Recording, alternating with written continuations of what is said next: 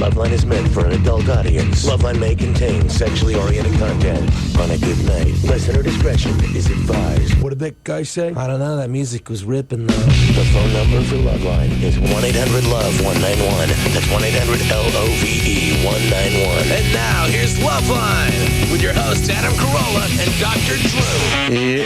Yes. All right, Mike. Phone number for LoveLine, 1-800-LOVE-191. Fax number 310-854-4455. Adam Carolla, Dr. Drew. Dr. Drew, board-certified physician, addiction medicine specialist. Tonight, LoveLine's guest is the love that the two hosts find and hopefully cultivate between each other. Is it cultivating or are we rekindling it? Yeah, I think it's a whole new fire. Yeah. Right. Because I think I urinated on our last bonfire. We're starting fresh. Oh, really? You understand? Why? Yeah.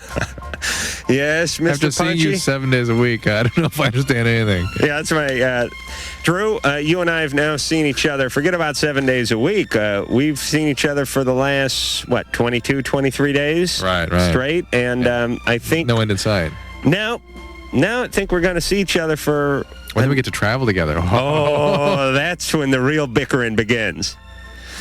We're like an old couple who lives in a big house. You know, as long as you stay upstairs and I'm down in the parlor. Separate beds, all that. Everything's fine. But when we pack up the Woody and hit the road, that's when the real bickering starts. Oh, yeah. And you know you're in trouble when you're just looking for excuses to argue. Oh, yeah. Yeah. Just poking, prodding. Just twisting and turning. Just arguing about geography. Yeah. You know you're in a world of hurt when you just start arguing over maps. Start pointing to different colored states and arguing over which one weighs more.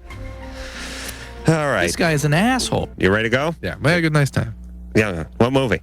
You don't want to know. What movie? Okay. Indian in the Cupboard Part 5? Slappy and the Sneakers or something. Slappy and the... yeah, it's just... They loved it. What the hell's that? You love everything when you're 5. No, they don't love it. This is really? Something about a seal and a bunch of kids. Oh, for Christ's sake. Thank you for bringing your dog, by the way. Lisa just put the dog here with me. That's all right, Lisa. Let her stay. She's the official mascot of LoveLine. All right, you saw Slappy in the about a seal and some kids that steal, typical sort of. All right. It's interesting. You know what I thought to myself? Any nudity? When I would sort of wake up in between scenes and stuff, I thought to myself, geez, when I was growing up, I must have seen 800 films that were just like this, and I thought, movies are really just like television, aren't they? They have a little formula, and they just crank it. Yeah, but you were watching them in black and white. And see, my dad used to drag me to the movies he wanted to see. I was seeing Bang the Drum Slowly and, Papillon. It was horrible. I was watching, movies about guys getting cancer and stuff. It was Sam. Hi. You're 26. That's true. I've been suffering from herpes for the past 9 years. I know you guys call it the happies, but there ain't nothing joyful about this disease, let me tell you. And I've been dealing with it, but I recently had an outbreak at the base of my eyebrows. Where has it been generally? My genitals. Oh, so it moved. Oh, boy. I think I moved it inadvertently. Oh, boy. You're flexible, Sam. Yeah, I blew it. But I'm scared to death because before I noticed these clustered blisters... You could not have given you that punchline more soundly. No, you couldn't have. Yeah, the clustered blisters. Before I noticed them... You got pain, headache. I took a shower one morning, right? And I have a tendency to open my eyes and let the water run in and around my eyes and my nose and my beard. Oh, boy. So I get out of the shower and I look and I see these clustered blisters right at the base of my eyebrows, and I identified it right away. I knew it was the happy. So now basically, I've heard that you can go blind from it. And now it can cause a very serious infection of the eye itself. It can really do some damage to the cornea. If you get the herpes virus on the eye? In the eye, yeah. So you're... Because they can't eradicate this virus. Right. So if you get it on your eye, how do you eradicate it? Well, it keeps coming back, but the fact is that the cornea is a real delicate tissue, and it scars and gets damaged, and it can really hurt it. Angle blind. Yeah, but look, it's not in your eye, right? It's in the skin above the eye. You just have to be very cautious. And you should talk to an ophthalmologist about maybe some ideas how you might prevent it. And clearly, you should be treated in some fashion, particularly the initial outbreak here. How long has this one been going on for? I just had the one at the base of the eyebrows about 3 months ago. How's it behaving? It itches all the time, but I don't itch it. Have you ever been treated before? You ever taken treatment for herpes? I take Aclovir, I take Zovirax, I have the ointments and everything, but that's But you take the acyclovir or Zovirax pills, right? Right. What kind of dose are you taking? 400 milligrams twice a day. So you take it all the time, or just... Well, I was taking it just when I had outbreaks, but ever since this happened, I've been taking it to suppress it, to keep it suppressed. Yeah. All good ideas. Talk to an ophthalmologist. Just protect yourself. I think you'll be okay. Don't touch your eye when you have an eye. Don't rub your eye and get something in there. Marissa. Hi. Hey, you're 16. Yeah. Okay, I was wondering to what extent it was healthy to really love a band, like, meaning I'm very emotionally attached to them, and they're people I don't know, and I was wondering if that could affect my personal life, as in, like, relationships with people. Well, is it? Is it affecting your ability to function with I people? don't think so. But Okay. my parents think that it takes up too much of my time. What are you doing? Well, I mean, nothing really. I'm just, buying the stuff, taping the stuff, watching them, listening. It's like the way I feel about the Ozark Mountain Daredevils. Oh, yeah. What band is it? Bush? Bush? People Yeah. think you're really talking about some daredevils, probably. A circus troupe. Yeah, you get a little obsessed with them, huh? Yeah, well, I don't think obsessed, but other people do. Well, give us what it is that causes them to think you're over the top. My mom thinks that, because my grades have kind of been going down lately, and she thinks it's because of them, because I pay too much attention to them. All right, well, the reason somebody your age grades typically take a turn south is depression. And if, in response to that depression, you're increasingly obsessed with this, these symbols, it's not because of the symbols you've chosen to glom onto. It's because you're depressed. And your mom needs to hear that information if you are depressed. Are you aware that you're depressed at all? I don't think I'm depressed. What's that? I don't think I'm depressed. Okay, well, What are symptoms of depression? Well, at your age, bad grades or sudden turn in grades, obsessional preoccupations, anxiety, eating changes, sexual acting out, truancy, drugs, experimentation. Yeah, but okay, I've liked this band. I've liked Bush this is like 2 years. Yeah. This hasn't been like a sudden thing. But you're not hearing me. I'm saying it's not about the band. It's about if there's anything that would be responsible for the sudden drop in grades, it would be your mood. Yeah, well, I'm procrastinating. Well, how's the rest of your life going? I have this theory that when people get too immersed in just about anything, and I know it's much easier to do when you're 16, and I know this happens all the time. Yeah. But I don't trust, certainly, adults that get too big into, like, hey, I collect pre-World War II cigarette lighters, and they go nuts with certain things. Yeah, they collect it gets a little weird. I mean, unless we're talking about pornography, something healthy. But whenever people get too immersed into whether it be a band, a collection, a religion, whatever it is, I always think there's a little something missing. Well, Like if they were out, they had themselves a boyfriend or girlfriend, they were captain of the whatever team at school, so on and so forth. Oh, for Christ's sake, the dog. but the psychological issue is that people believe they're going to fill their lack of esteem Right. with some powerful object, a la Monica Lewinsky. Okay, Drew, get off that, would you? Why? I haven't talked about it on the radio yet. Nobody's heard me scream about it. Okay. You know? Just don't pipe up too much, because if you ever get popped for cheating, it's going to come back and haunt you. That's Me? all I'm saying. Yeah. It's not going to happen. I'm just saying, Drew. This is the thing. The reason it's not going to happen, I couldn't bring myself to do that. You couldn't? I couldn't bring myself to do that. Unless I suddenly didn't love my family anymore or had a brain tumor or something. You know, because it is a direct assault. It's an insult to the particular wife, and women should not tolerate that, period. Well, what are you going to do? What do you mean? And what? All right. What should Hillary do? You just dump them? You What should break up women the do? family? I don't. What is done in response to it is one thing, but to just go, oh well, it's just somebody in power, it's the way they behave, is totally unacceptable. Right. That person needs to be dealt with. Okay. How do you deal with them? You can dump them. You can put them in therapy. You can create consequences, depending on what kind of consequence the person, who he is, and what kind of consequence you can create. All right. I mean, you can separate. You can withdraw emotional support. All kinds of things you can do. All right. So Marissa likes Bush. She'll get over it. Yep. Thank you. Kelly. Hi. You're 27. Yes, I am. Yeah. 2.5 years ago, I had an abortion, and it was probably one of the most traumatic things that I feel like I had to go through, really, ever. And since then, I feel like I've gone through a lot of different levels in healing. Why was it traumatic? What happened? Because I wanted to keep it initially, but my boyfriend, initially he was, whatever's your decision is what your decision is. Until you decide to keep it. Well, I thought about it, and I thought that our relationship was wonderful at the time, that it was really at a solid level.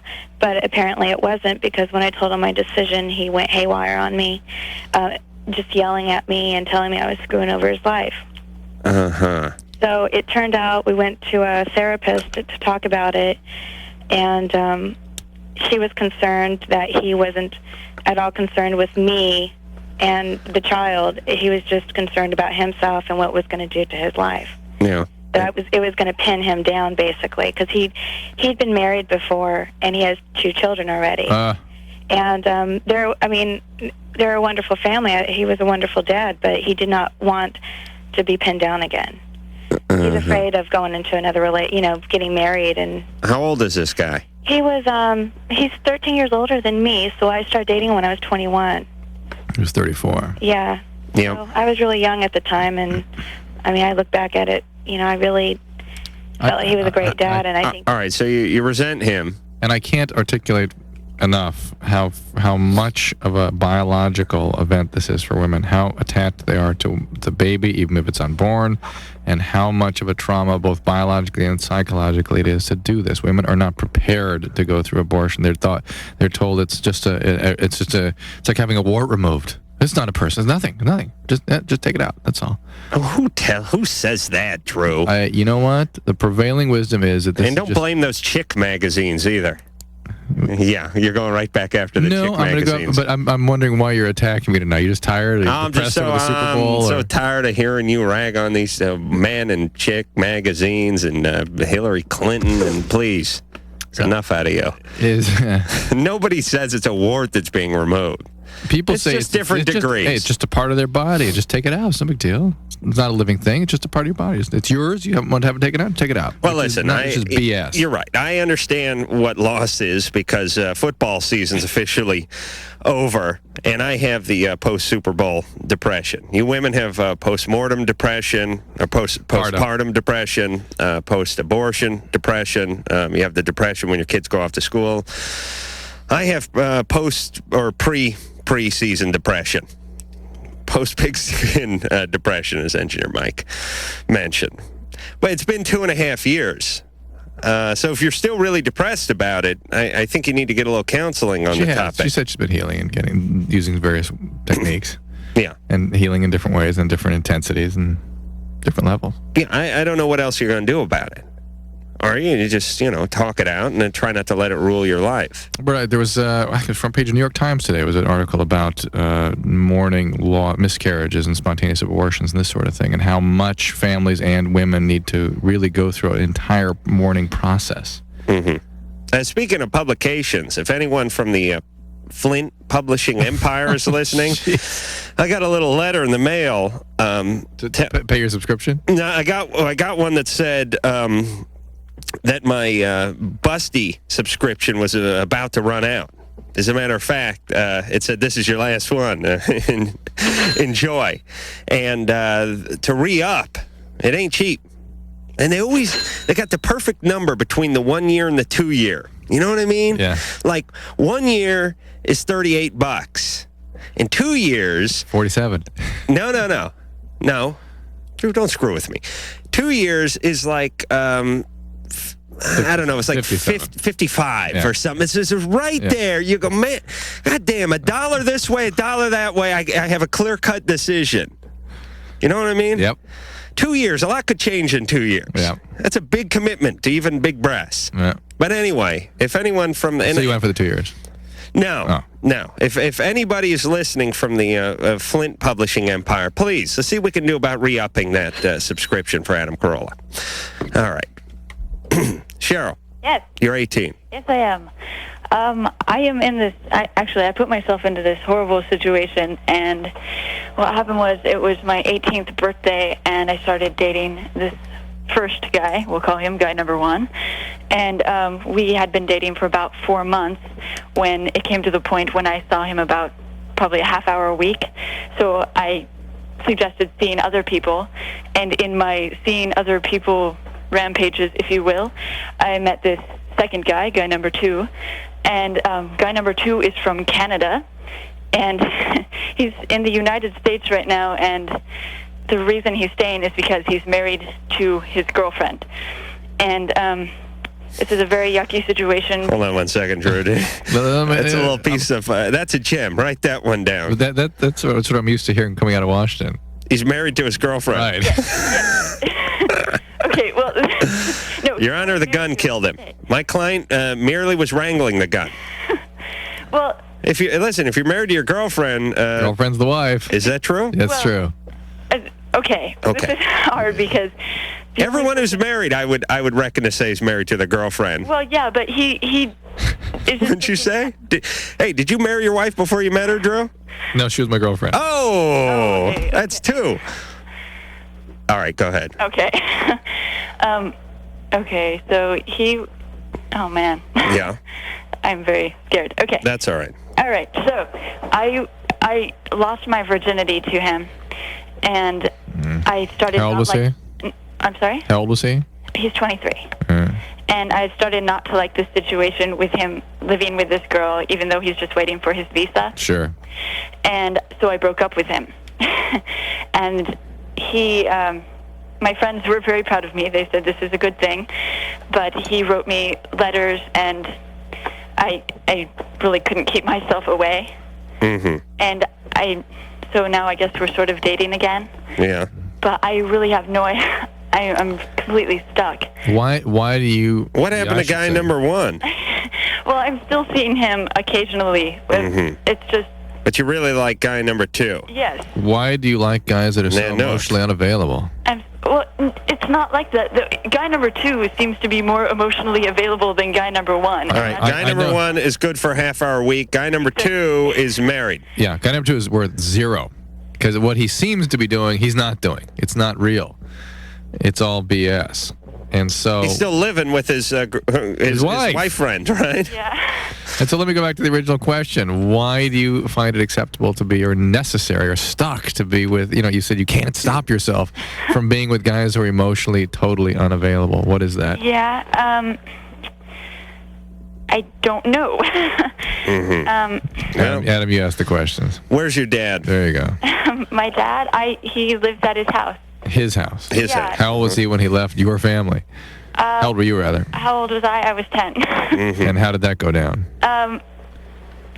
Yeah, well, let's see, I'm sorry, my friend was talking to me. How did that go down? Well, what happened was my mom was in treatment centers for alcoholism. Okay. All right. Okay. Good enough. That's it. Yeah, That's enough. All right. So you've had a chaotic, troubled family system with alcoholism, where you probably were the fixer in the family.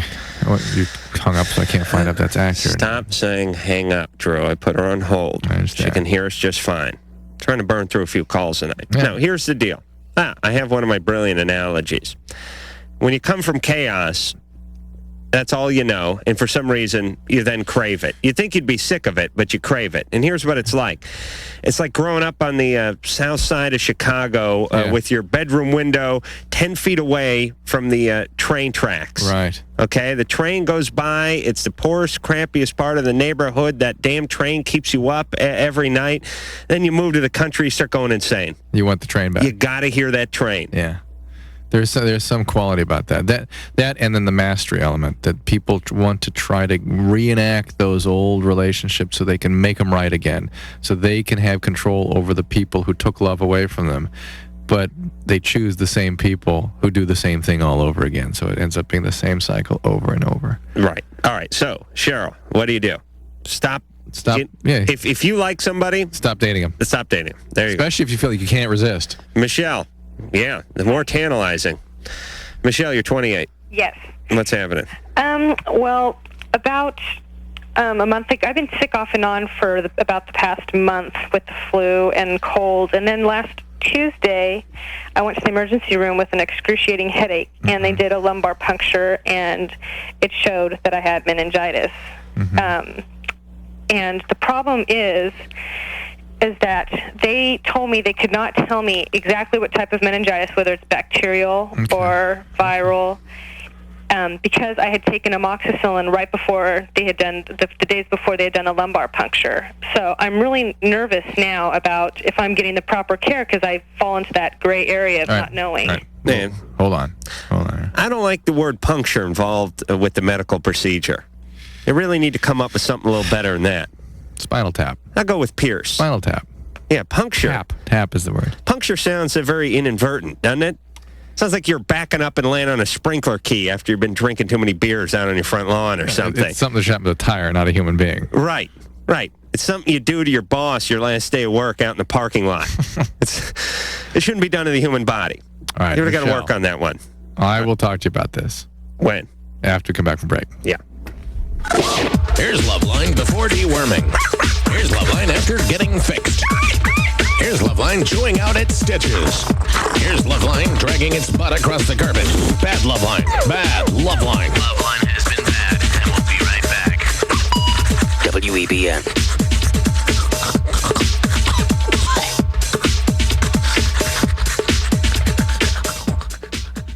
Radio that keeps you up at night. It's LoveLine, only on WEBN.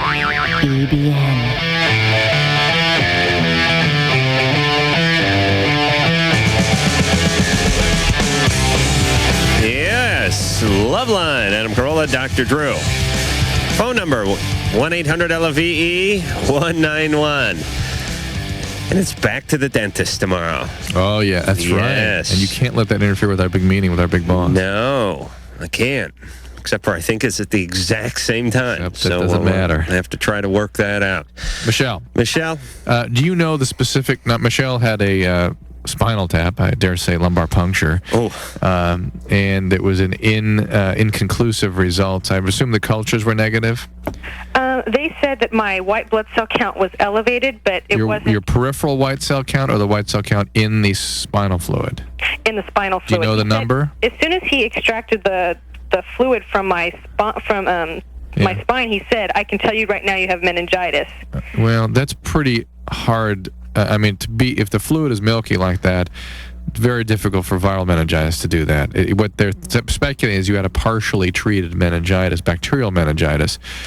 See, they told me that it probably wasn't bacterial meningitis. Well, then listen, I don't have the numbers in front of me. So, do you have the numbers? No, I don't. They said something about 4,700. That's all I remember. The white count was 4,700. Do you know what the protein was in the No. Or the glucose?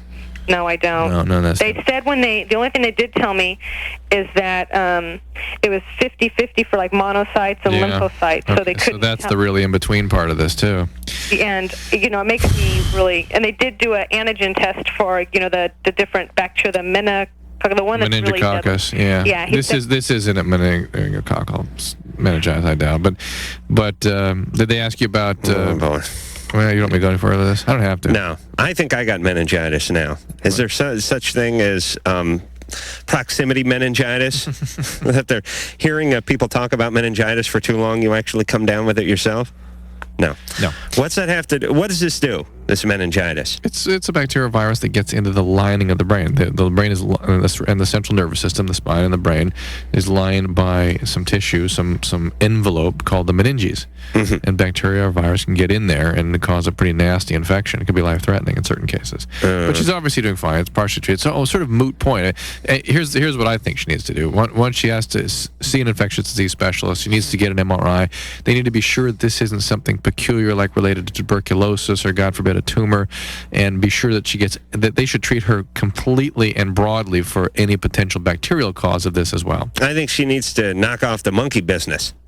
Nothing to do with it. That's why I'd be a great doctor. Hey, knock off the monkey business. That would be my line to every patient. Nicole. Hey, what's up? What's going on there? You're 15. Yeah, so what happened the other day, right? My boyfriend broke up with me. We've been going for 4 months. All right. And the next day, he's talking to this girl named Kim. And I asked him about it, and he said, it's true. And I was really upset and stuff. We've been going for 4 months. Wait a minute. You've been 4 months. You're talking, and you broke up. Yeah, but you broke up. No, he dumped me, though. Oh, he dumped you. Well, that's why he dumped you. No, that's not the reason why. What did he say the reason why was? Because me and my friends, we called his ex-girlfriend's house. We started being mean to her and stuff, calling her names and stuff. Well, there's a good reason.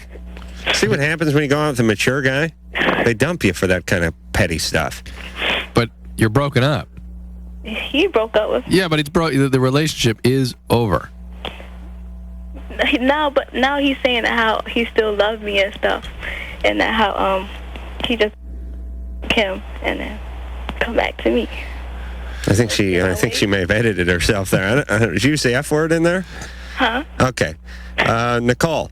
What? You shouldn't have harassed his ex-girlfriend. We harassed her. You called her house and screwed with her. What do you call that? It wasn't me. It was two of my other friends anyway. All right. Listen, I'm done with you, Nicole. You're living in heavy denial. You got your other friends to call this girl and harass her. The guy has dumped you. If you've been robbing a store at the time, if you've been in the car with them, the law would see that you were participating in all that. You're an accomplice, unless you're abducted. So, Nicole, this relationship is most likely over. That's fine. You'll get it. He keeps calling me and saying that he wants me back and stuff. Well, it doesn't. But he just wants Kim. He just wants her body and whatnot. Oh, he just wants her body, but he wants you for the relationship. Yeah. That's not somebody you want to be with either, is it? Don't lower yourself to that point. It's time to grow up, take responsibility, and choose people who care about you to be in your life, okay, please? All right. Pretty good, Drew. Bailey. Yeah, I've been going out with my girlfriend for about 7 months now, and we've both been sleeping together for about a month. And she was the first one I slept with, and I've been using like protection every time, but been non-lubricated and stuff. And after we're done, I got red in my penis was burning and stuff. And I don't know if it's the condom or what, because we haven't slept together without protection yet. And I don't know. Why is the lubricant an issue for you? I don't know if that's because it's not lubricated. Maybe that's because it's burning, or maybe because it's burning her or burning you. Burning me. How could the lubrication have anything to do with what's happening to you? I'm just no. I'm not using lubricated inside the condom. Just dry. I don't know if it's the condom I'm using or what. The lubricated condoms are not lubricated on the inside. They're you put some people put lubricated inside. On the tip. Yeah. On the tip, but not on the rest of the penis, because then it'll just slip right off. Yeah. Okay. So understand that this is not a lubricant issue. No. Right. It's not. Some people are allergic to latex. Okay. And I wonder if that's you. You might want to try the polyurethane condom. All right. Okay. Is there anything else? Try different brands. Have you tried different brands? I've tried 2 of them. What have you tried? Trojan and what was the other one?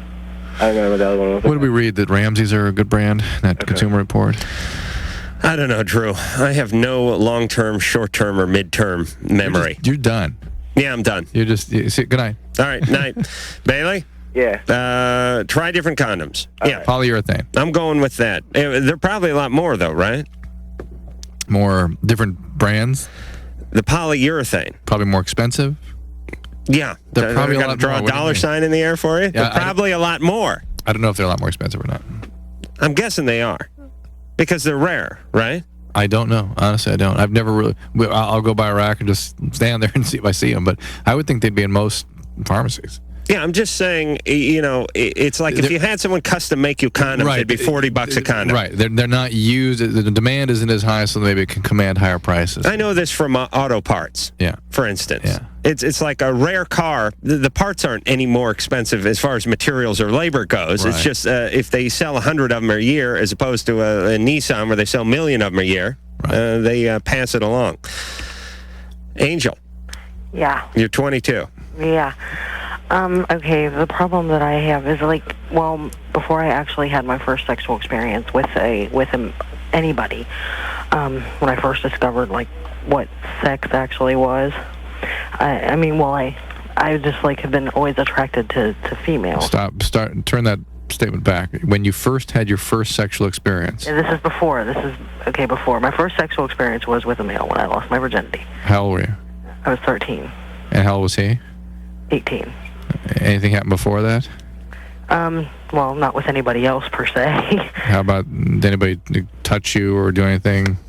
Any funny business? Well, I was, something happened with my cousin when I was, like, a lot younger, and my uncle. What happened?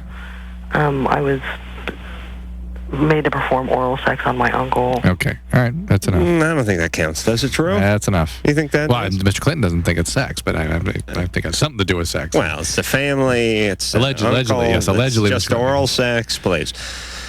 All right, so, yeah, and most of the time when we talk to people who have sex at 13, 14 years old with a guy who was 18, 19 years old, there's usually a little something that leads into it. You can feel Angel's very... Yeah. Yeah. So, ambivalent. So now, what, do you like women now? Well, it's like I've always been, like, my fantasies, I've had, a few experimental situations with other women, and this has been since, like, I've grown older. All right, but having been overtly sexually abused as a child creates tremendous difficulty with forming a consistent identity and sexual orientation. How old were you when you did this with your uncle? And your cousin? About 5. And how old was your cousin? Oh, God. I was like about 7 when it happened with my cousin. And this was the son of the uncle? No, this was my uncle was my dad's brother, and my cousin is my on my mom's side. Well, it's really spreading it around. But wait a minute. Did you ever do anything with the uncle? Yeah, it was okay with my cousin. I think it was more like he was just like he was 15 years old. I think that was more like just an experimental thing on his thing, because it really nothing actually happened. But you did perform oral sex on your uncle right. At age 5. At age 5. Right. I can't figure out what possesses. I mean, the father. I mean, your brother. This is Drew. I know you don't have a brother, do you? No. I don't have a brother either. Could you imagine if we had brothers? Oh, God. Could you imagine? They'd be fighting too. Your kids are 5. Yeah. Could you imagine that? Yeah. I mean, what is that impulse? You gotta hate your brother. I know you always argue with this about this, Drew, but I think you have to hate that person. My dad doesn't believe me. That it happened? No. That's lovely. Yeah. All right. So he's living in his own private hell. And it's just like I have a boyfriend now. We have a child together. We have his, his, yours, and ours, and then what?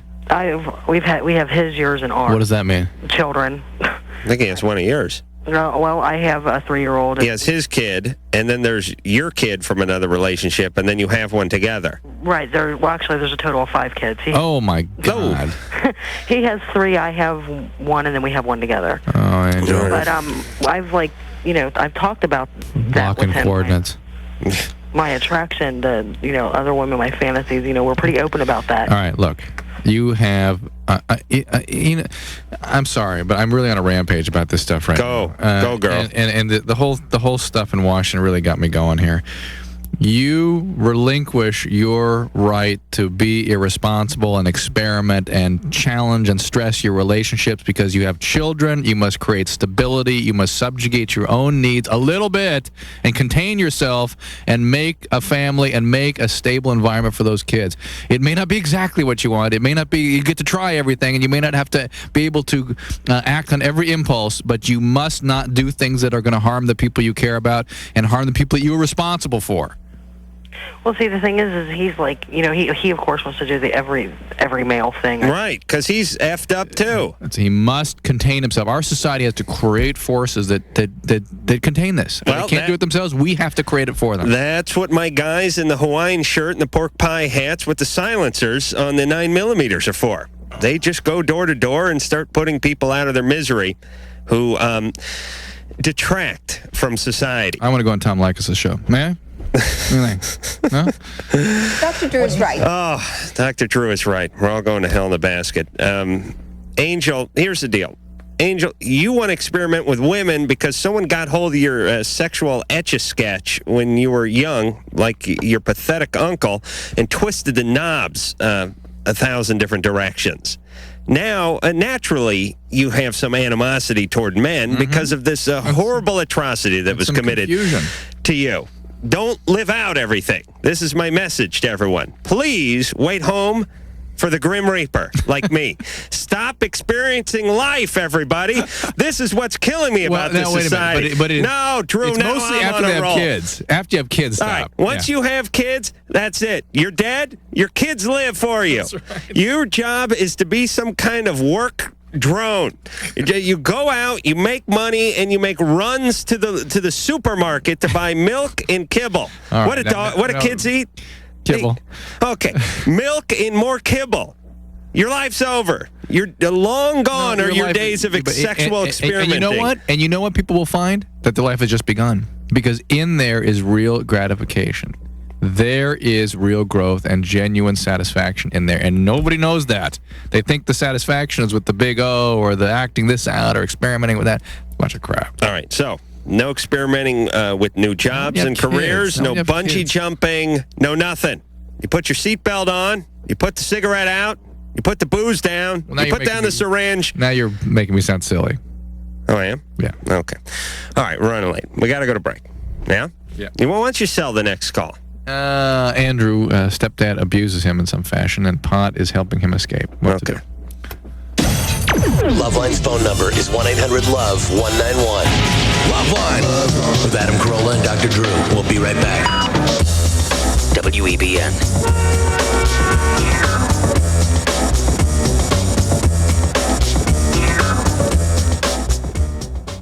Stuck on this. LoveLine. All of my most sensitive areas were inflamed. Oh, yeah, it's a good one. WEBN.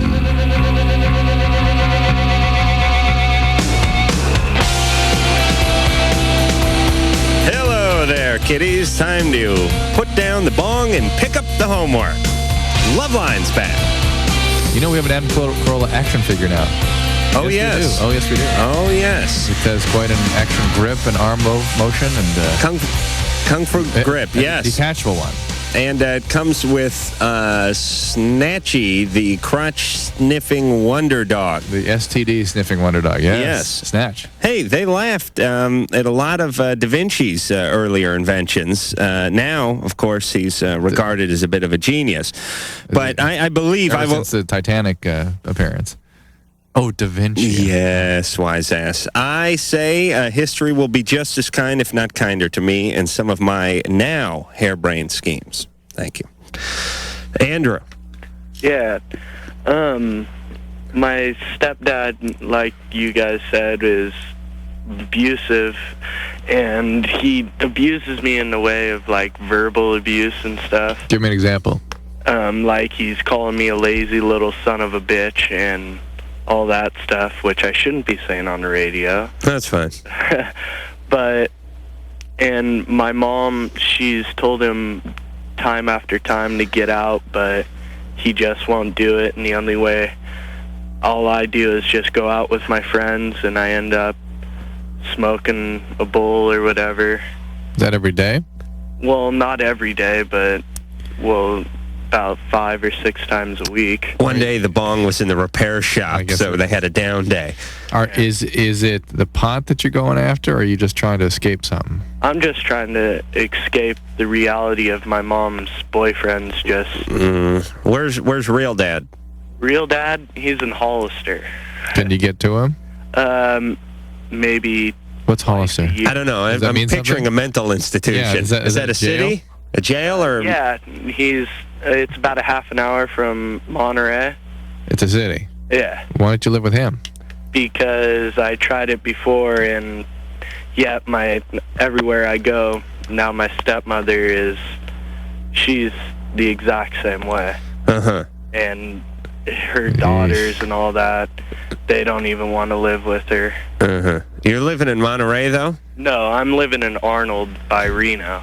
Well, kind of by Reno. Wow. There's a place called Arnold? Yeah. Wow. They couldn't even muster a last name for the place? Yeah, if you drive by it, if you blink, you might miss it. Did they call it Arnoldville or anything, or Arnoldburg? No, just Arnold. Well, that sucks. All right. Let's just see. You're 16. Your stepdad's a pain in the ass. Is your mom lucid at all? I mean, can you talk to your mom? Yeah, but see, she has, if you guys have heard of a disease called lupus, which... She has lupus? She has lupus, yeah. How old is she? She's 49. How's it manifesting?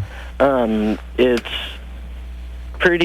starting to really spread pretty bad. She already had her parathyroid glands and all that. Well, the parathyroid, that is a separate problem. Well, I don't know that. But, is she having a kidney disease? Yeah, she had she had kidney stones removed. That's not kidney. That has nothing to do with lupus either. It doesn't? Nothing. Huh. Wow. She's got a lot of problems other than lupus. Yes. Yeah, she does. Well, the kidney stones are caused by the hyperparathyroidism. Yeah. And that has nothing to do with lupus. All right. Well, forget about the lupus. Let me talk to Andrew about Arnold here for a second. Andrew, here's your job. Yeah. Because I had a situation sort of similar to this. You're 16. Your job is to basically not to change your stepdad. It's to basically steer clear of him. Yeah, I try, but... I know it doesn't... I know it's a bitch. And I hope the guy's not getting, physically abusive or anything like that. Your job is to sort of tiptoe around. Like you're in, like one of the guys of Hogan's Heroes. You know what I mean? Right. You're in a Stalag 19. Right. Don't get caught doing anything. Don't get in any kind of trouble. Don't give them any reason to come after you. Be a good boy, and then get the hell out of there. But in the meantime, the marijuana is going to make potential... I don't get the sense this is about marijuana addiction or addiction in general. This is just somebody trying to escape some very, very unpleasant feelings. I may be wrong, but again, I suspect that just by how you describe your relationship with the marijuana. And it's only going to make you feel worse ultimately. It's going to depress your mood further. And what you need to do is find healthier ways to help you deal with those feelings. And Adam, you've talked about oftentimes the fact that you've found friends. And that was really the salvation, and other families to connect with. Right. And that will. I know you hang out with your friends and smoke pot, but if you could find friends that maybe didn't intoxicate themselves, and you could have real relationships with, I think it will help you more in the long run. And then I think Adam's advice is sound. Sports and friends. These are the keys to life when the family unit is coming apart. Vanessa. Hey, you guys rock. Hey, you're 13. All right. Yeah, my period is really heavy, and since I'm only 13, I don't really want to go on the birth control pill. I don't want to screw up my body. I'm sorry, you said they're heavy or bad cramps, or both? Both. Well, do you ever take Advil or Nuprin or any stuff? It doesn't work. It's too weak. How about the, what's the new naproxen, one over the counter? Aleve? Aleve. What about Aleve? It's still too weak. Ooh. So your doctors have said... Period. Yeah, your doctors said... When you say heavy, what do you mean? My cramps are so bad, sometimes I throw up. Yeah. How many pads are you going through? Oh, I use tampons. How many going through in a day? I don't... Well, my period right now is, like, really heavy, so probably about 5, 6 a day. That's not that bad. Yeah, it's medium. Yeah. So 8 to 10, that's the problem. It's more what's called the dysmenorrhea. It's more the cramps, right? Yeah. That's the issue. Are you overweight? Not really. I mean, do you do any, chubby. Are you on any medications or do any... No, not really. I found that... How do you decide whether you want to use a pad or a tampon? Well, pads are, like, annoying because they bleed all over the place. And it's not really fun if you're a girl because you have all this... Well, why do some people use them? Use them, like, when you're done with your period? Yeah. But not quite? Yeah. And some people use them the whole time. What about the one with wings? Don't they have one with, like, a tail rudder, too? One is modeled after DC-10? I don't know. So use the tampon when you're in the meat of the period, and then you go to the pad later on. I like to wear a pad. And some women wear a pad the whole time. Really? Yeah. All the way through? Never use a tampon. Oh, never use them. Yeah. But they don't have heavy menstruation. Really? Yeah. Why? You just don't like it feels uncomfortable? Yeah. Yeah. So, Vanessa, your doctors have recommended you going on the pill? Yeah. Yeah. And I mean, I've heard all these horror stories about women that's gone on the pill. What horror stories have you heard? Well, I don't know. It just messes up their insides. How does it do that? Well, I am not sure, but the doctors just aren't sure if they want me to be on the pill. It might make me not have children or something. No, Vanessa, none of those things are true. Okay. So if they're telling you to go on the pill, maybe that's what you ought to do. Okay. All right? But make sure you have a thorough workup to make sure that's not a thyroid condition or endometriosis or ovarian cyst or God knows something else. And I'll tell you, diet and exercise really helps a lot. So look into that too, will you? You eat hot dogs and stuff like that? No. Okay. Just checking. Low sodium, low fat. All right. Remember, go with the wings. Okay. All right. You know, through years of watching tampon and feminine commercials, I think I'm now an expert. I actually have a gynecological degree. Really? Now, from watching about 25 years of feminine commercials. That's nice. All right, I'm going to go freshen up, and we'll be back. You have 5 seconds. LoveLine with Adam Carolla and Dr. Drew. 2. Back in a minute. 1.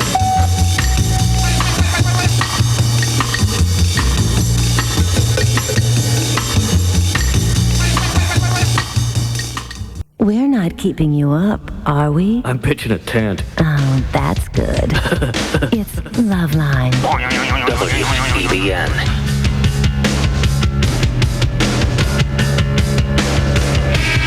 All right, hey, LoveLine, I'm Carolla, Dr. Drew, and we will be back in 10 seconds. This is LoveLine on Radio Station. We're the G-spot on your radio dial. Oh, yeah, right there. LoveLine on 102.7. WBBN, Cincinnati. Yeah, the LoveLine, I'm Carolla, phone number 1-800-LOVE-191. So as I was telling Drew during the break, the reason for my sleeping difficulties, A, my deviated septum. I can't breathe through my nose. B, my mother tortured me when I was young and told me, and I think this is where this comes from. My mom told me that pillows were bad for your posture. Oh, my gosh. So she didn't exactly wrestle the pillow away from me, but she said she read somewhere that it could curve your spine or some nonsense like that. So she sort of took the pillow, right? Wow. And like I said, I wasn't crying and kicking and screaming or anything. I said, if this thing's going to hurt me, go ahead and take it. Give me the weeds in the morning, too, while you're at it. So I ended up, by compensating, I ended up sleeping on my hands, like on my forearms. I made a pillow out of my hands. So now I can't sleep unless my head is on my forearm, which is bad news for me, by the way. When people have done things a certain way for like 8,000 years, we are not going to come upon something suddenly that changes that. Some great revelation. Forget about the revelation. There's a conspiracy to the man. The pillow, the goose down industry. Forget about the goose down industry. It's the geese we got to look out for. Right. Are you kidding? I think I got a pillow. I think it was filled with like sawdust or horsehair or something. It was goose down. This is like it was a recycling sack that my mom wrestled away from some hobo. Now I got this huge lump on my hand, and look at this thing, Drew. I mean, this thing is getting bigger. Wait, let me check this thing out. Oh, yeah. my God. Yeah. I mean, I'm going to have to name it at this point. Yeah. Yeah. I went. Gotta go this time. Yeah, no kidding. All right, so what's that quack you sent me to? Are you going to give me his name again? Yeah, I'll give it to you. Why doesn't he call me back? Because I'm sure what he said was, I get the MRI, set up a follow-up appointment, and we'll set up the surgery. Yeah, I'm waiting. Set up the follow-up appointment, and we'll go set up the surgery. Well, okay. All right, give me the guy's number. I will. I'll call him back. All right, so the hand's going nuts. The jaw is going nuts. I got a puppy that's going nuts. And I'm really got to get some drugs. You can't be trusted. Hey, is Elvis's doctor still alive? Is he still around? This is what I need. I need one of these guys. I need someone to prescribe me something. I'm no use to you, am I? I need to be... Oh, yeah, I forgot you're a doctor. Yeah, you're worthless. You don't come through with the good stuff. I won't score for you. Yeah. Drew hates when I call that scoring. Catherine. Yes. You're 25. Yes. What's happening there? I have a couple questions. First of all, I've been listening to you guys for a long time, and I'm wondering, what exactly is your relationship? Are you friends, acquaintances, friends now that you've been doing the show together? How did that all come about? That's about 12 questions there. How did it come about? The two of you. What exactly is your relationship? We're colleagues. Colleagues. Professional relation. On good terms. You know, colleague makes it sound like I have some sort of training or something, though. No, you do. It's cool, though, when you're colleagues with a doctor, because that ups your ante just a little. I mean, ups your score quite a bit.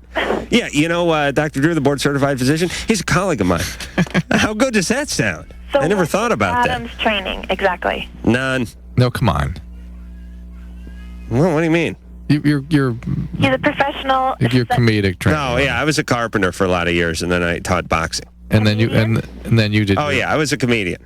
Not a stand-up comedian. Well, I did sketch comedy and improvisational comedy. Theater. And got people to write for me. I mean, I got them to type. So it's like I wrote, but I didn't actually do the typing. So your role is to lighten up the situation? His role, he is, give him the... I don't know. Listen. Give her the Gainsberger pill thing.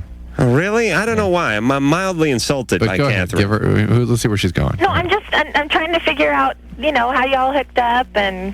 Okay. Well, we hooked up because I got the gig and Drew was here for a long time. I've been doing this since 1983. As far as are we friends? Yes, I think we are friends. No, we don't hang out socially. Why? Because I've seen him for 23 effing days in a row, and I think we're going to go like 60 some odd days. Or something like that. Or you're taking a week off or something? Yeah. All right, well, I'll be with myself, and that's enough to irritate me. Okay, my second question. Mm-hmm. A lot of times I hear serious questions being responded to with light answers, sometimes even things that I feel like would hurt my feelings if I was the one calling. Right. And I'm wondering... Is there help that's done to these people, or is it damage? I'm not trying to... Give us an example. I think at one time, I don't recall what the gentleman's problem was exactly, but he called in and he was very upset. He was very serious about what he was calling about, and I remember distinctly it being made fun of. And you're going to have to give us real specifics because I don't remember what it was. The fellow hung up on you guys. Because I remember a guy who hung up on us. We did. This is probably about. Yeah, we had one hang up that was disturbing. I remember. 3 weeks ago. No, we had about could have been 6 weeks. It could have been 6 weeks ago. We had a hang up that bothered both of us. Yeah, and I'm wondering, is there? I mean. And the reason he hung up, by the way, it was a bogus call. And then we started attacking him on that front, and he made it sound like he was so upset and whatnot. But we can tell when calls are for real and when they're not. Yeah. So you feel like on the ratio, more help is done than damage. The idea here is to... I believe it's about 50-50. The idea here is to educate and to confront people with the consequences of their actions. Mm-hmm. That's the gig here. It's a peer counseling model, just like if this were Planned Parenthood and a bunch of peers were sitting around talking. We are just explicating. Oh, for Christ's sake, Catherine, how stupid do you have to be? I mean, who you've listened to this show tonight. Who the hell have we damaged? What are you talking about? Well, just because I yell at some 16-year-old teenager who's been pregnant 5 times and knock it off, is that damage? No. I mean, for example, exactly when you just called me stupid. Now that, I'm confident in myself and I feel fine, but to somebody that might hurt their feelings. That might hurt them and turn, you know what I'm trying to say? You're right. Well, listen, here's what we do, and I try to explain this to people all the time. I am not really trying to help the caller. I'm trying to help the idiots who are listening to the caller. You know what I mean? And I'm trying There's the audience. Yeah, I know.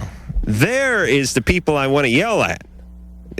Put it this way. So here's what I'm saying. Some 15-year-old girl, she calls up and she says she's pregnant and she really loves the guy, but the guy's in prison and now she's dating the guy's parole officer or something, and he's 45 years old and he's a cross-dresser and he has lesbian tendencies, although he's a male, so on and so forth. Okay.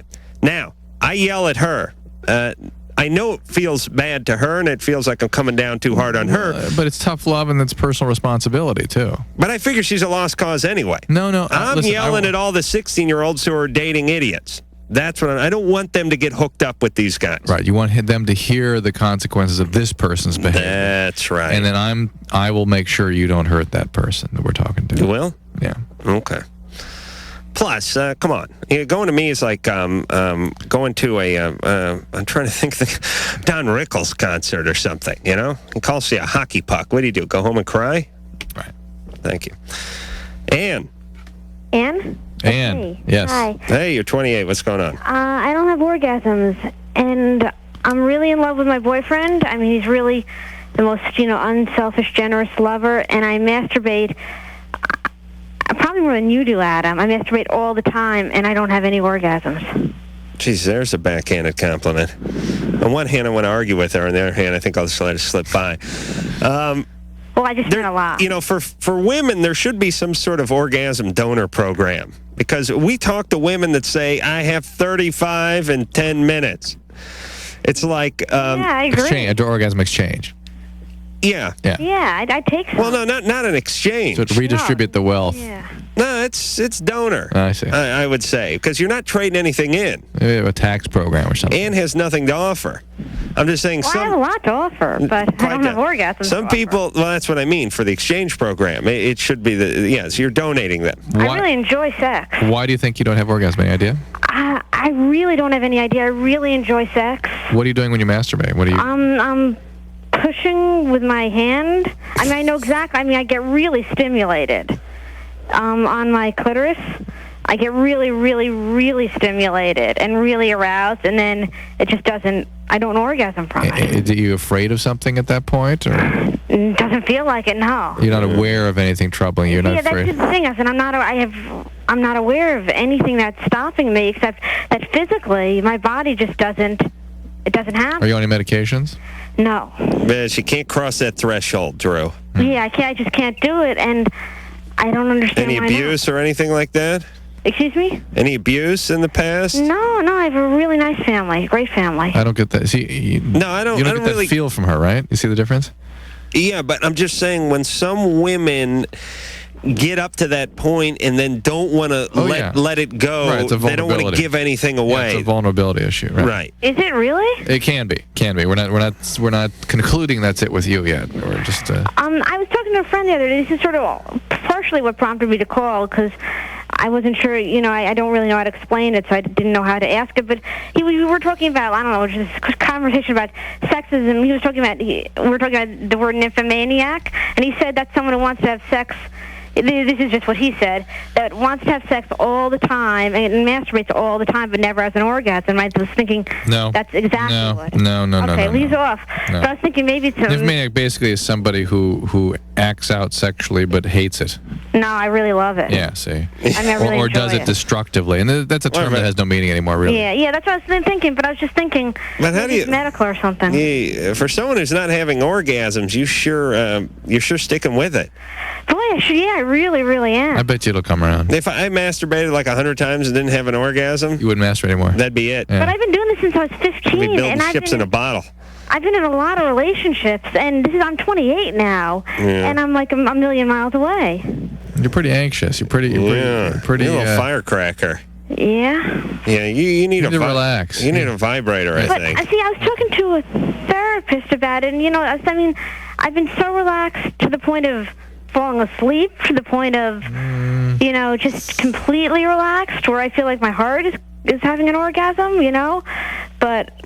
that's called a stroke. No, from loving him, or just even casuals. I mean, I've done it so often. Mm-hmm. I've been real relaxed. Have you ever heard of anything like this before? Maybe you're having an orgasm and it's a mild one. Yeah. That's the way I'd prefer to look at it. Is that possible? Well, there's one time when I was 18 where actually at the time, now it's so long ago, at the time I was sure I had an orgasm. My entire perception of the universe changed. I didn't understand, I thought orgasms were the most underrated thing in the world. And I haven't had, I'm really frustrated when I finish having sex. Nothing since then. You need to start masturbating again. A little bit of that little girl voice going on. Yeah, she does. Where's your dad? What'd you say? Where's your dad? Well, he's at home with my mom. Uh-huh. Anything weird growing up, huh? No, there was actually, they were Everything's good. show with me over Christmas. They did what? They listened to the show. Well, we watched the show because I don't have cable. We Yeah, you watched better the hope they're not listening now. No, I hope no one I know is listening now. Yeah. Especially my boyfriend who thinks I have orgasms. Oh, ouch. Yeah, well, if that didn't do it, that did. I mean, well, he's going to wrestle the revolver out of your dad's hand and put it to his own temple. No, well, they're in New York. I don't think they'll be hearing this. Oh, a New Yorker. All right. Okay, so. It's like it's Long Island. All right, I would say. Right? Long Island? No, not Long Island. Sounds like a Long Island accent. I would go, what about the tub? You ever tried the tub? Ann, where you been? Help her out. How about a vibrator? Yeah, I'm pretty good with my hands. Oh, boy, I can't believe. You know what? Listen. Go to the vibrator. I'm pretty good with a saw, but I still got a power saw. You know what I mean? So you think it's physical and a vibrator will do it? Yeah. I can't believe someone like you has not gotten to the vibrators. Well, I did a few years ago. Oh, you did? Well, this was like a few years ago, and my boyfriend was the one who had it. This is not my current boyfriend. And at the time, I didn't... See, this is like I was 22 and something. I kind of thought orgasms around the corner for me. Right. And so when he put it against me, it felt so good. I kind of thought I could never go back to a real human afterwards. That's so I didn't want to use it with him, and I thought it would happen anyway for me. No, you gotta do what you gotta do. Yeah. So get a vibrator? Yeah. And buy new. Don't buy secondhand. I know they have those used lots downtown. Would never go near a secondhand vibrator. I'm just saying, people trading them in, they call them reconditioned or previously owned. They're used vibrators. And I don't care what kind of deal the guy tries to talk you into, you buy new. Pre-owned. Please. You lease them. You know what I mean? Yeah. No. Fleet sales. Yeah, it's great. See, Mercedes, when you buy a used Mercedes, it's pre-owned. Right. When you buy like an Isuzu, it's used. It's used. That's the way it is. All right. Oh, boy. A little firecracker, man. Isabelle. Yeah. You're 17. Hi. Oh, boy. That was really funny. Okay, my problem is that a couple of years ago I was raped, and it's been a couple of years, and my friends finally convinced me to, I need to get out and stuff like that. So I went out to a party, and there was this guy there who's a friend of my sister's, and so I've known him, sort of off. I see him around and stuff, and he was so nice to me and sweet. And I've never, allowed myself to get close to guys lately. What was the circumstances of the rape? You were 15, right? Yeah. It was an older guy, and he just, Date rape? Huh? Was it a date rape? Yeah. It was somebody you were dating? It was somebody you were dating? No, not really. It was just, I met him somewhere, and I went with him. Where did you meet him? At a friend's house. How old was the friend? Huh? Hey, you see. Stop saying "huh." I'm sorry. How old was the friend? My friend? Okay. That's it. All right, listen. That's all defensive strategy. It's a way of... No, listen, this is what our other caller was talking about, me yelling at poor 17-year-olds who were raped. But listen, Isabelle, hang on. Get your bearings straight. We're going to take another call. We're going to come back to you, and then you have to answer the effing questions directly. Don't get into this, I met him at a friend's house. How old was the friend? Huh? How old was the friend? How old was the friend? Why do you always screw up those recreations? My friend? So whatever the person you said, whoever the friend was. That's all we're asking. We're not inventing our own friends.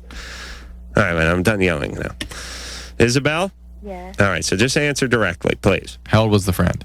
Okay, my friend is 17 also. She was 17 also, and there was this older guy hanging out there. Yes. How old's the guy? 21. Mm-hmm. When you were 15? Yes. And she was 15? Yes. How did this 15-year-old know this 21-year-old? I have no idea. I think it was pretty much a friend of her brother's who was hanging out. Mm-hmm. And I went over there, spent the night, and he was there. And where did you go with him?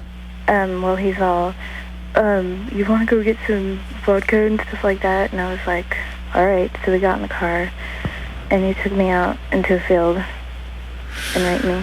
All right. So did you ever press charges? No, no one knows about it except for a couple of my friends. All right, so you've never done anything about this. No. You've got to get some help, Isabelle. This is something that'll just eat away at you. And presumably, you have a life history where stuff has been done to you a little bit. Is that right? Your family. Well, I don't really know. Like, I remember some things, like with my dad. What happened with your dad? I don't really know. Like, it was just stuff like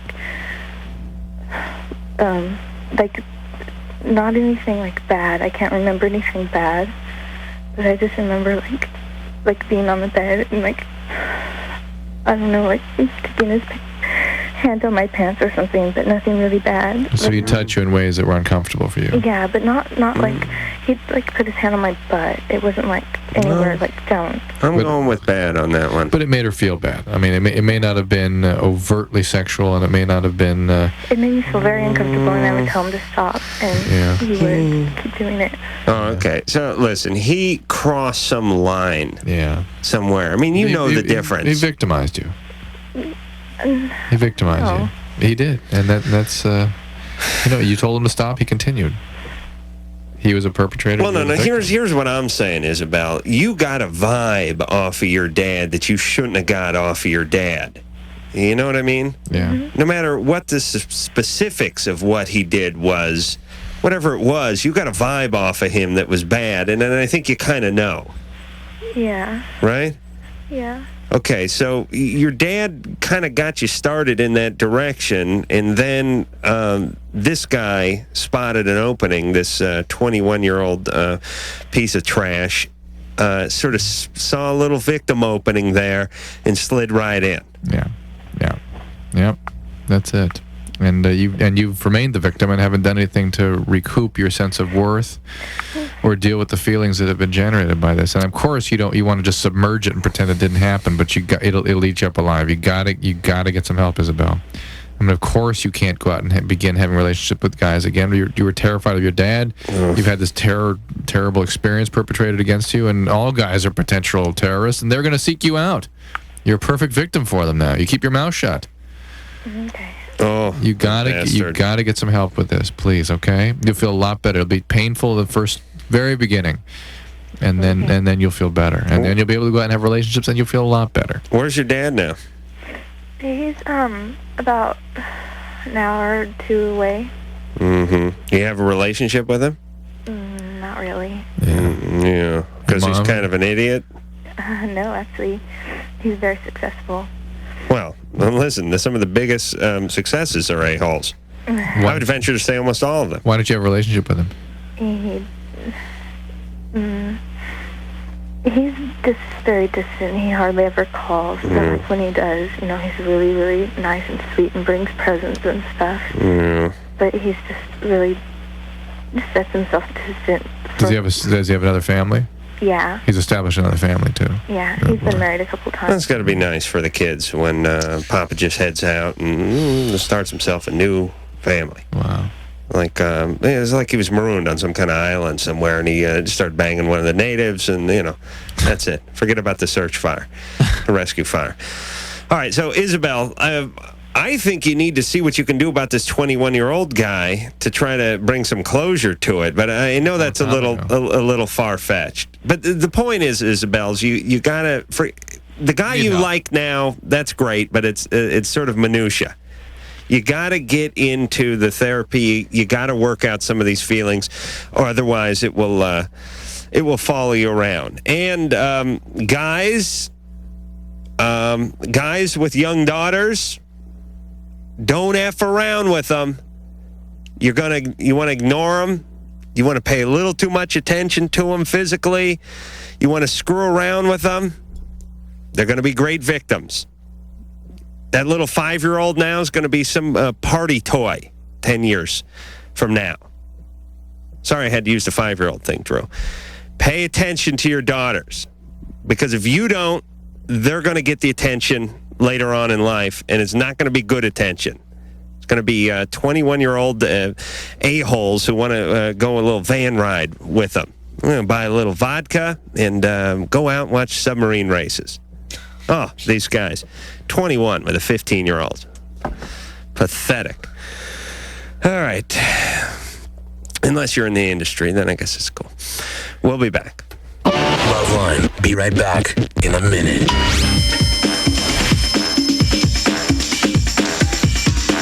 WEBN.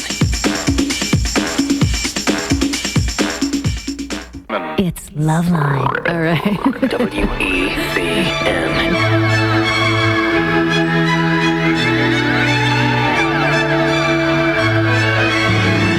Hey, what the f*** is up? This is Mark from f***ing Blink-182, and you're listening to f***ing LoveLine with Adam Carolla and Dr. f***ing Drew. Hey. All right. That's right. Phone number, 1-800-LOVE-191. Forget about, well, I'll give the fax number out since I'm holding the faxes. Fax, what's that fax? 310-854-4455. That is, right? Okay. My brain's fried. Yeah, this faxing reminded me. I cannot, and I know I don't have the support of Andrew or Mike on this one, or Sherry or Lisa, but I cannot let this farting on someone's head thing go. Oh. We got to get somebody in here. You understand? Yeah. I leave it up to you, the LoveLine audience. I have a crisp $500 bill. Is there such a thing, Drew? I don't know. Okay. Waiting for the head that will I can use as a coaster for my ass. It must be a female. Very sexist. I'm not going to fart on a guy. I must tell you, though, we haven't gotten anything. Yeah, we have got a fax or two, but yeah, but I lost that's not very good, though. No, with the amount of people who listen. No, it's not like people aren't clamoring to come in. It's not like the Princess Di funeral or anything like that over here. No, there's no line forming around the block. But one, open-minded, open-behinded, lucky gal between the ages of 18 and 18 and 4 months. No, 18 and I'd say 30. That sound good? It's your deal. Come in here and lie down on the official LoveLine Army cot and let me fart on their head. $500. And the point is the $500 must go to a worthy cause. I want something good, like you got a kid and they need formula. I was going to say some sort of dental work or something, but I realized that's good for like one of those rubber bands and a sampler floss over at the dentist office. Okay. Mike with the whoopee cushion in there. All right, so again, that fax number, 310-854-4455. Come in here, tell me your sob story, and then we'll fart, and I'll be selling bids. It'll be like a prom. Mike, you're 29. Hey. Hey. Is there a cure for narcissism? Well, that's actually a very complicated question. The short answer is no. The long-winded answer is yeah, with the very intensive ongoing work. But the bigger question is, how do you know you're really dealing with somebody with a true narcissistic disorder? Well, I was involved in a relationship with this girl, and I didn't really come out till about probably a month after I started seeing her, or actually a few weeks, but progressively, like within 1 week, it got extremely bad where just everything was her, and so she's selfish. Yeah, but beyond selfish, just selfish, and she had kind of an explosive temper, but over things that your average person wouldn't even really. So real labile and fragile. Is she good looking? Yeah, but you know what? It's beyond that. It's beyond like the good looking bitch syndrome. Mm-hmm. It enters the realm. That's nice, by the way. What's that? We should get some phone calls about that. Well, no, when he says good-looking bitch syndrome, he's talking about sometimes women that are very attractive, that have sort of had their way in life. The C parts for very attractive women, and sometimes they get a little bitchy. Exactly. And it's also that women who are very attractive get abused by men very early in their life. They immediately begin the cycle of abuse. Well, I don't know if you want to call the dates abuse. No, they're targets of guys like that 21-year-old a-hole we just heard about. Sometimes. But, I mean, Listen, it's worked out for a few. Like every time you turn on the TV set, you usually see some good-looking woman. Yeah, no, I'm not saying it's harmful to them to be attractive, but they tend to be targets. Yeah, of course. But this may be what's called a borderline personality. Does she use a lot of drugs? No, that's the thing. There's no drugs. Does she tend to idealize you or other people and then totally devalue them? Like you're the best boyfriend ever, and then one day you don't hold your fort right, and you're just a piece of crap after that? Yeah. Yeah, that's more borderline stuff. All right, so Mike, let's focus on you and your mental condition. What are you hanging out with her for? Well, I was hanging out with her because I liked her, and You liked how she looked. Yeah. I liked how she looked, but we did. Well, borderline's by the way can be very compelling to be around. It's very dramatic and exciting all the time, and once before you're in, that can be a lot of fun. But once you're in emotionally connected, you're just in a turmoil. That's why the chicks dig me, because they never know which Adam's going to show up. Is it the sluggish Adam, or is it the narcoleptic Adam? Which one's going to show up today? The incredibly lazy and unmotivated Adam, or the guy who that takes 10 minutes in between sentences? Yes. So, Mike, what's your question? Well, I mean, the situation is what happened was that I broke up with. We both broke up, right? Yeah. And then, a week later, she told me she was pregnant. And it may or may not be true, people like this. That was 2 years ago. I have a baby girl now. Oh. So we're going with yeah. So what happened was last Christmas she came back with the baby. I saw my baby for the first time. Oh boy. And I wanted to be involved. I wanted to be a good father and everything. And ended up getting back together with her. And I'm a full-time student, and she's living in Texas now. So we kind of maintained this relationship on the phone, which, when she first came back, she actually, she basically somewhat apologized and said that, she was trying to fill some hole that she had, and, she just went about it the wrong way and started to see a counselor. Good. And all this stuff. But progressively, as time went on, I would see her on my breaks, and I'd go over there. It all came back. She just flips out, Got to keep her in therapy, and a lot of the therapy for people like that is more about containing them than it is about digging into the old stuff. Listen, I've went out with a few of these girls in my day. Was your stripper like that? No. She wasn't? No. Was my stripper like that? Your stripper girlfriend? I got my own personal stripper or something. Your stripper girlfriend? No. She was very, very kind. Huh. Very nice. Very wicked sense of humor. Very artistic. You would have liked her, Drew. Let's screw up all your stripping theories and confirm a few, but screw up a lot of other ones. Really?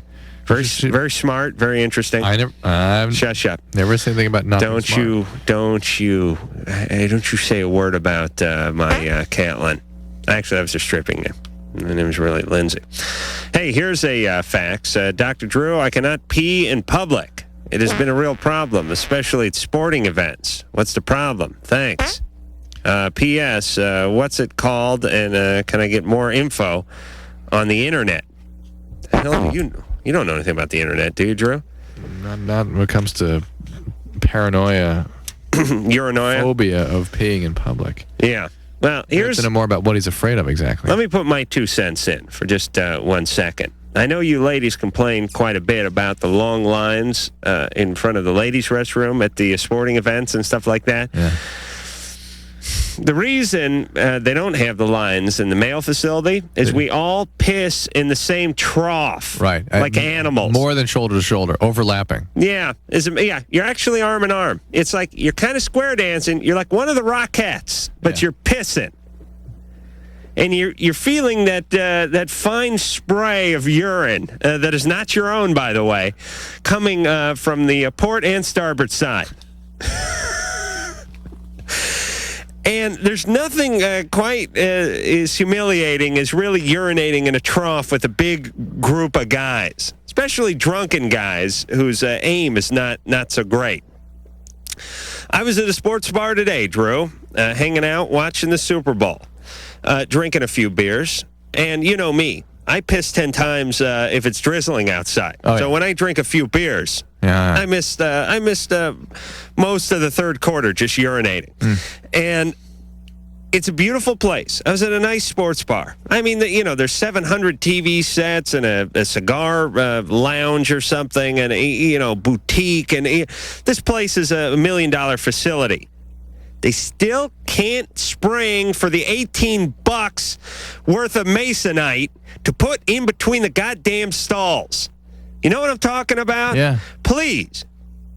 Anybody who's listening to my voice and is involved with either the maintenance or construction of any public place where men urinate, skimp a little on the tile and go ahead and put a division in between where the two guys are peeing.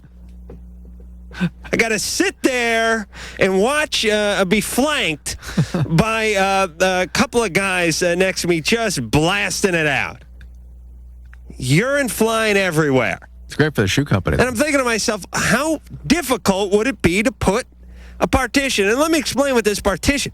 You don't need your own booth. Yeah. Don't get me wrong. I was a carpenter. You take a nice sheet of, Cortron or something, or melamine, something that's pre-finished. This is that white stuff they do. They make Euro cabinets out of 3/4 stick particle board, maybe a little MDF, and you rip it down about 16 inches, and you only got to be about 30 inches high. I don't care if I see the guy's sneakers. I don't care if we make eye contact. It's the penis. You just don't want to feel his pee. To eye contact. You don't want the penis. You don't want the pee. I don't want the penis. Don't want the pee. Don't want to be staring at schlong. That's one of my mottos in life. My grandfather pulled me aside when I was just a lad. He put me on his knee and he said, "Son, try to avoid schlong." And I've lived by those words. And he pulled me aside later and told me, try to avoid the spray off another man's urine. And it's not much. Just a couple little L brackets, a couple of screw shields into the tile there, and just a little 3/4 material. Nothing. As far as the money that you've put into the facility, it would be not even a drop in a vast ocean. I mean, you're literally, for conversions of all bathrooms, you're talking about $70. I'm thinking of bringing my own partition next time I go. My own little spray partition. So please, give us that dignity, owners and operators of bars, restaurants, sporting venues, and the like. My name's Adam Carolla, and I thank you for your time. LoveLine with Adam Carolla and Dr. Drew. Phone number's 1-800-LOVE-191. We'll be right back. WEBN.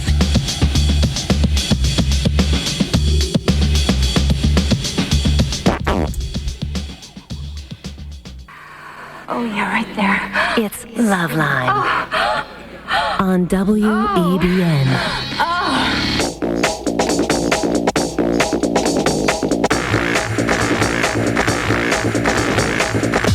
Hey, this is Pat Boone. You and I are listening to LoveLine with Dr. Drew and Adam Carolla. Yes, you is. All right, here's another fax with a interesting point. This is from Nick. I was doing my Soviet Union impression there. Nick. This is from Nick. Hey, guys, I have a question for Dr. Drew. In the search for the real self, it's a book I've recommended a few times. Masterson continually maintains that the healthy development of a child is to the great extent dependent on the mother-child relationship. He implies that the role of the father is secondary at best. If this is so, why do you always ask troubled people, what's up with your father? I love both TV and the radio show. Keep the faith. Interesting question. No. Astute question. No, well, sort of, but we don't ask people. We ask women. Yeah. Usually. And here's the deal. When a woman calls and says that she's she's in terror when her boyfriend gets on top of her, we ask, where's Papa? Because there's a good chance that Papa terrorized her when she was younger. Right. He needs to understand that we are talking about what causes certain behaviors and experiences in the present. What Masterson is talking about is what causes personality construct. How does the person develop emotionally? And we are talking to lots of different personality constructs here, but with similar outcomes from previous experiences of the father in relation to the father. Okay, I don't get that. Nick, you're 13. Yeah, hi. What's going on? Well, I push my sister around a lot, and I was just wondering if that could be, like, serious in the future. If, like... Yeah. I mean, you can... Siblings can perpetrate abuse on other siblings just the way the parents can perpetrate abuse, or uncles can perpetrate How old's your abuse. sister? 10. And It you're can be serious. 13? But you know what? This isn't your responsibility. This is your parents' responsibility. Yeah, they should be beating your ass. They should be containing this, and probably the reason that you're as angry and aggressive as you are is something to do with the parents in the first my place. mom is real strict. She didn't put up with anything. It's just like when she's gone. Mm-hmm. My little sister, she just messes with me. Your little sister? Yeah. I mean... All right, but listen to me, wise It's still guy. your parents' responsibility. You're 13 years old. You should be thinking about pubic hair and chicks, and you should be, making up, putting like dirty lyrics to rock songs and stuff like that. You shouldn't be messing around with some 10-year-old. Where's your dad? Well, my mom and my dad got divorced. Yeah. So, and we also, this is another thing we ask about the dad, when there's a young male acting out aggression and nobody's there to contain it. That's something that an absent dad creates. It's not like I don't leave bruises on her or anything. I just... Nick, you're hurting her. Yeah, I know. You're harming her. All right, you're 13, Nick. What are you, in the 7th, 8th grade? Yeah, 8th grade. 8th grade. You're in the 8th grade. And what grade's she in? 5th. Okay, please. Move on. You're beating up a fifth grader. Think about that. Well, and she's a girl. Right. But Nick, the point is you're angry about something. Your fancy should turn to other things. You should be like thinking about like motocross and stuff. Or other ways to act out these aggressions. Football, something. Some other way. No, I didn't mean that. I just meant you should be, Should have other preoccupations. Yeah. You should be thinking about chicks and stuff. Well, I do. I do all that other stuff. I mean, I try and get away from home. Yeah. Well, he's very versatile, this Nicky. He's quite an achiever. He finds time to think about women, motocross, and sports, and still puts aside time to beat the crap out of his 10-year-old sister. All right. Anyway, Nick, here's the deal. You're doing it for some reason other than her. So you understand it's a little problem. So don't do it. That's it. You're a man now. Are you Jewish? No. Oh, then you're not a man. If you're Jewish, you'd be a man now. That's when the bar mitzvah hits, right, Drew? Yeah. Right. But you are circumcised, right? Yeah. Okay, Jew enough. Okay. You're a man. All right. All right. Don't monkey with the sister. But, look, I got a sister now, and her and I used to do battles like Clash of the Titans in our living room almost every night. Now I see her, I feel bad. Yeah. Know what I'm saying, Nick? Yeah. You don't need that garbage. That's baggage, right? Yeah. Move on. You're in the 8th grade. Try to get some chicks. Okay. What are you laughing at? What advice? Well, listen, I don't want to get in the whole psychological dynamic with a 13-year-old. I know. It's just knock it off and move on. You're a big boy now. That's about the best we can say. That he needs to hear that he can hurt her. Right. Phil? Phil? Phil? Yeah. What's going on over there, Phil? I'm on the cell phone. Oh, okay. Which one? One of the first ones?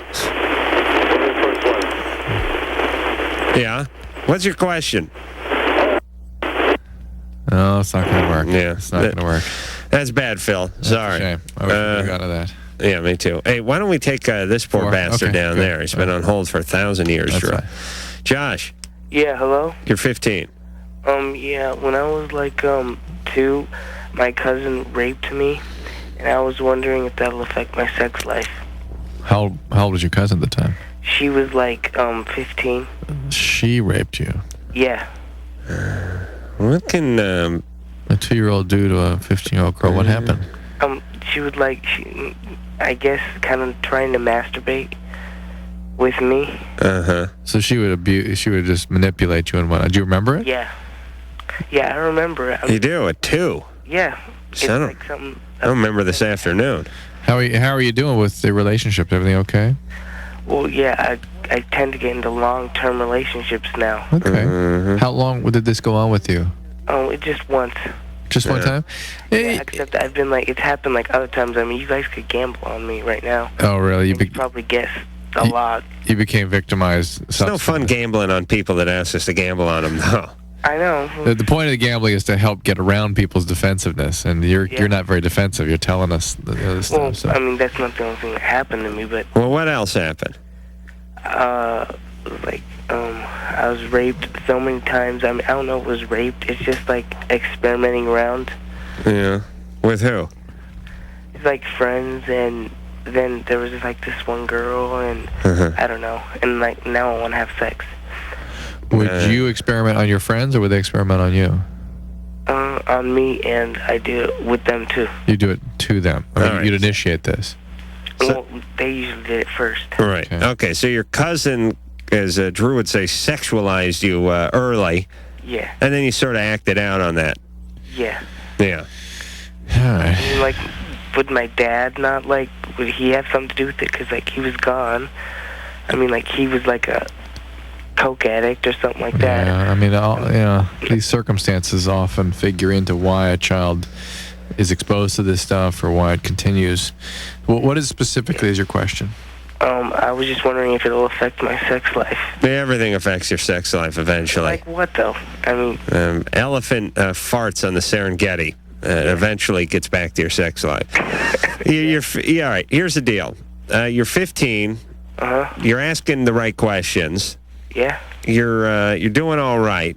But what you want to do is, I wouldn't rush things too much. You got a little hypersexual when you're young. Yeah. And what you don't want to do is get yourself hooked up, get someone pregnant, that kind of thing. The fact that you're in long-term relationships is probably a good thing.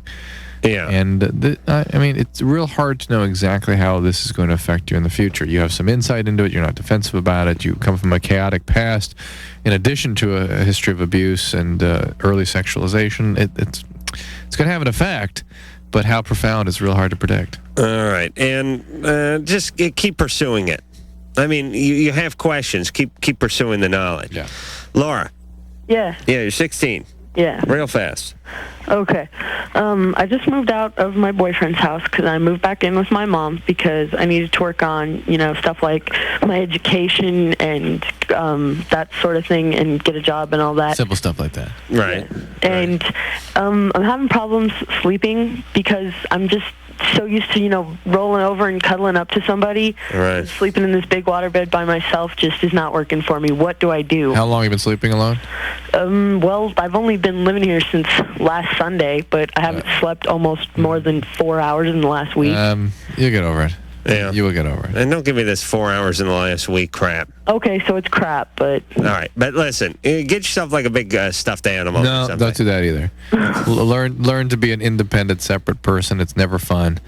Don't give in to these dependencies. And you've gone out specifically to begin to establish a life for yourself. Part of it is being a whole person and being able to sleep alone in bed at night. You're 16 now. It's time to get over that stuff, all right? Okay. But she's 16 now. She's old enough she's got to get over that stuff. And she's moving back home because she's out of her boyfriend's place. Yeah, but the reason she's looking for more dependencies, more ways to just glom onto somebody. She moved out, though, so she could do things for herself, to get school, have a job, do independent things. Is that why I think she moved back for that? Yeah, but she still needs her parents in order to accomplish it, but it's on the road to becoming independent. Imagine your 16-year-old is moving back in. Things didn't go well with the man troubles. She moved back. Just a few months so she gets back on her feet. Wow. Then all right, we'll be back. The voices are trying to throw me off while I'm trying to concentrate on this. Okay, you're safe. Thank you. LoveLine will be right back. WEBN.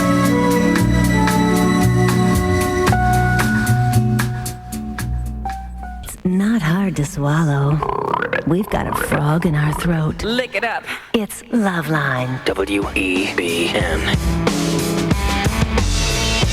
Hey, it's LoveLine. I'm out of show. I want to thank you all for listening tonight. I want to thank Lisa. I want to thank Sherry. I want to thank the beautiful and angular one, producer Ann. And I want to thank the one that won our engineer, Mike. So, until next time, Sam Kroll for Dr. Drew saying mahalo. This has been LoveLine. The opinions expressed herein are not necessarily those of the staff or management or producers or directors or the advertising or anyone, but they might be Bob's. I'm Bob, and they're mine. The producer of LoveLine is Ann Wilkins. LoveLine is a presentation of Westwood One Entertainment. Hard. We now return you to your highly tested, regularly scheduled programming.